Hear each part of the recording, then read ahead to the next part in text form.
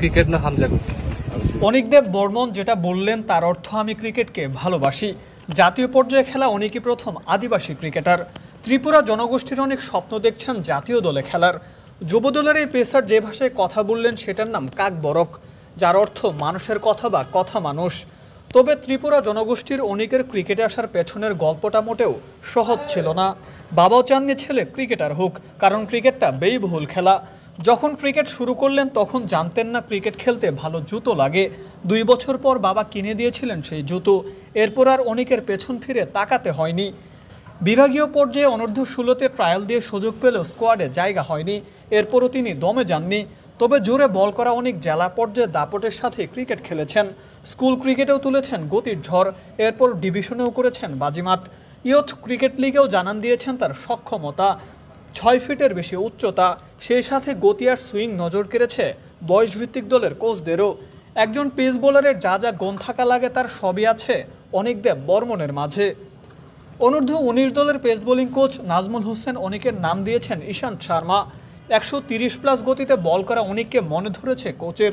তবে কিভাবে যুব দলের সুযোগ পেলেন এই আদিবাসী ক্রিকেটার, সেটাও জানিয়ে গেলেন ওদের কোচ। আমার ডিস্ট্রিক্টে যেসব প্লেয়াররা ছিলেন বা যেসব পেস বোলার ছিলেন, আমি দেখছি ওদের চেয়ে ও একটু সামথিং স্পেশাল। এই জন্য ওরে নেওয়া, এবং 130-এর মতো বোলিং করে এবং সাথে যেহেতু সুইং করাতে পারে, তো যেহেতু এখন আর্লি স্টেজ, যদি বলেন যে প্রফেশনাল ক্রিকেটটা যা স্টার্ট করছে, তো আমরা চিন্তা করি হোপ করি যে অথবা ও যখন 20+ বা তার বেশি হবে, অথবা পেসটা আরও গ্রো হবে, আরও একটু স্ট্রেংথ হবে, যেটা প্রসেসটা আমরা মেনটেন করে ওর পিছনে আমরা কাজ করতেছি। যে সুইং বা পেস বা হাইট বা সব কিছু মিলে আমি কিন্তু অলরেডি আমি ঈশান্ত শর্মা ডাকা শুরু করছি। তো বাংলাদেশ ক্রিকেটে অনেকের আইডল তাসকিন আহমেদ, এছাড়া শোয়েব আখতার ও ব্র্যাডলি অনেকের পছন্দের তালিকায়। সিলেটের হবিগঞ্জের বাহুবলের কালীগজিয়া থেকে উঠে এসেছেন এই অনিকদেব বর্মন। বাংলাদেশের ক্রিকেটে প্রথম আদিবাসী ক্রিকেটার হিসেবে এর আগে 90-এর দশকে রাঙ্গামাটির মহিতুর দেওয়ান খেলেছিলেন ঘরোয়া ক্রিকেট।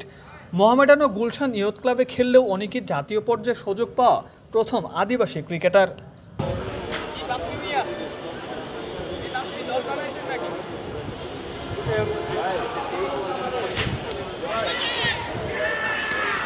ত্রিপুরা জনগোষ্ঠীর অনিকদেব বর্মনের স্বপ্ন পূরণ হোক, ওকে দেখে বাংলাদেশের ক্রিকেটে আসুক ক্ষুদ্র নৃগোষ্ঠীরা।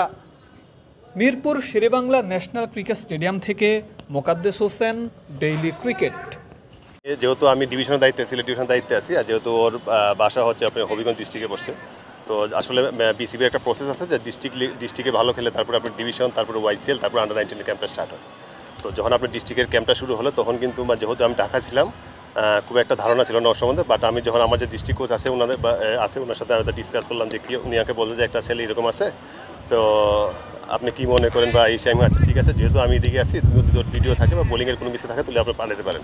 যখন পাঠাইছি, আমি যখন দেখছি 6 ফিট প্লাস এবং ওর যা কিছু আছে মোটামুটি ভালো আছে, তো সব কিছু মিলিয়ে মানে চিন্তা করে কিন্তু ওরে নেওয়া। এবং পরবর্তীতে ওর যে জার্নিটা, এটা আসলে যেহেতু আমরা নিজেরা হেল্প করছি বা সব কিছু মিলে আপনার বিসিবির যেগুলো যে বয়সভিত্তিক যে টুর্নামেন্টগুলো আছে, আপনার ডিভিশনের, আপনার ডিস্ট্রিক্টের পর ডিভিশন বা ওয়াইসিএল সব কিছু মিলে তারপরে আপনার একটা ছেলে কিন্তু এই জায়গা থেকে এসে আপনার আন্ডার-19 30 জনের চান্স পাওয়া, যেহেতু ওর ভিতরে ক্যালিবার না থাকে কিন্তু হতো না, বাট ওর সব কিছু আছে। আশা করি হয়তো কোনো এক সময় বাংলাদেশ টিমে হয়ে খেলতে পারে।